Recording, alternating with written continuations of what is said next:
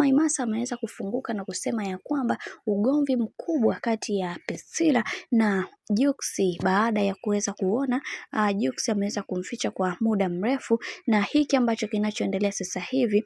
kila kitu kitakwenda kuwa sawa, kwani unaambiwa mke wa Jux anadai talaka yake kutokana na yale ambayo yamekuwa yakiendelea katika mitandao ya kijamii. Kiukweli yatupaswa kuweza kuweka kila kitu wazi, haijalishi tutavunja ndoa za watu, ila ukweli unatakiwa kuweza kuwekwa bayana, kwa sababu haya mateso ambayo anayoyapitia huyu binti ni makubwa na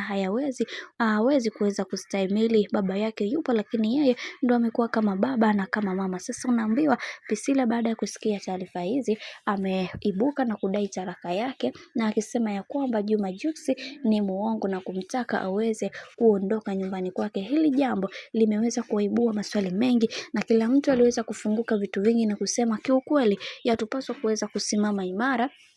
katika hili, kwa sababu kuna mengi ambayo yapo na huenda hayo mengine hayajui. Je, mmemwambia kwamba aliweza kuzaa na ndugu yetu ambaye ni Vanessa kule yule mtoto, lakini kumekuwa na mambo mengi ambayo yameweza kutokea katika mitandao ya kijamii, na kila mtu alitamani sana kuweza kujua ni kitu gani ambacho kitakachoweza kujili, lakini ukweli utabakia kuwa pale pale ya kwamba kuna siri nyingi ambazo watu wengi hawazifahamu. Lakini wacha tuone mwisho haya yote itakuwaje, maana wanasema siku zote yajayo yanafurahisha, kwani hii ni trailer, lakini picha lenyewe linakuja hivi punde. Wacha tuone mwisho haya yote itakuwaje, maana kila mtu anatamani sana kuweza kuona ni kitu gani ambacho kitakachoweza kutokea baada ya haya yote kuweza kutokea. Mimi nikusii, kama ndo mara kwa kwanza kufuatilia channel tupendwa hii hapa ya Bizoza Media, basi nikusii usisahau kusubscribe, kulike, kushare pamoja na kucomment, kwani ukifanya hivyo utakuwa umejiweka katika nafasi nzuri